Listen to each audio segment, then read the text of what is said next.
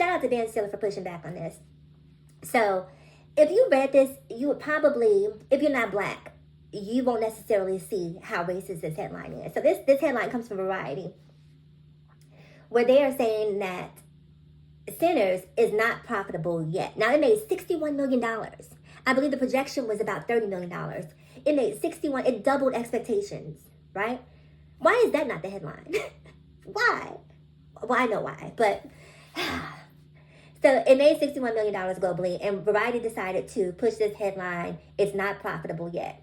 Now, here's the thing. Ryan Coogler did some really great things. See, there was a lot of things that were happening before the movie were even made that I've been reading about. One of the things that he did is that the licensing for the film comes back to him after 25 years, which is something that only like the premier female filmmakers see, right? Also, he gets profit on the front end as a black movie director. So he's breaking grounds not just in terms of this film, he's breaking grounds in terms of doing black business. And people don't like that. And you know what I mean when I say people.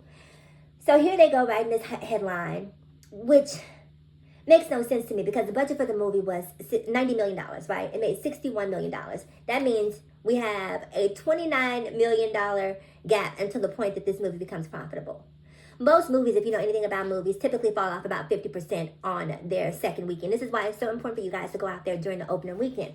So the movie falls off about 50% after its opening weekend. But we see in many cases when the word of mouth is so strong around a movie that it defies that. It may fall off maybe 30%, maybe 40%. We don't know.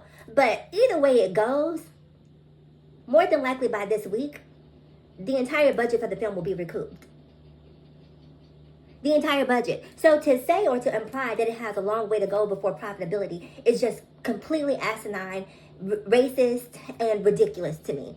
Because once it's done at the box office, then it gets to license to HBO or to Netflix or to Amazon, all these different streaming platforms, which is going to be another revenue stream added on to what is already made. Then we're not even talking about the licensing from whatever products that they create around the film.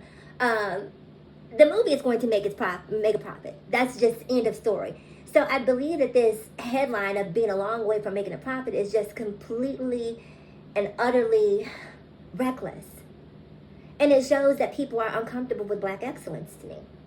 You don't want to see it. You don't want to see black people be great. It's a great film. If you haven't seen it and this Variety headline doesn't inspire you to go see it, I don't know what to tell you. Listen, I work in technology. Everyone I work with is primarily either white or Indian. I mean, from India, Indian.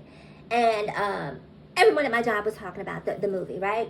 So I know that people of other races are watching the movie. If I had one criticism of the movie, because it's not just a movie, it's not just a horror movie, right? This is a period piece. This is a historical piece. This is a love story. Like, there's just so many different layers to this film that when you see it, I promise you'll have to see it at least 2 to 3 times to really catch most of what is being conveyed to you. I don't know that you'll ever catch all of it because there's a lot that is being shared with you in this movie. But go see the movie. Support the movie. Oh, I was going to say my only criticism of the movie would be that there was no LGBTQIA+ representation in the movie. That's my only criticism. But it's not my movie. It's Ryan Coogler's movie. And I guess my criticism is because vampires are notorious for being, you've seen an interview with a vampire. Vampires like to get down. Vampires like to have a good time, okay? And Ryan Coogler didn't necessarily feel compelled to tell that story, and I'm okay with that. It would have been nice to see, but whatever. My last question before I get out of here. Do you guys think that we're going to get a Sinners 2? Do you think there'll be a sequel to it?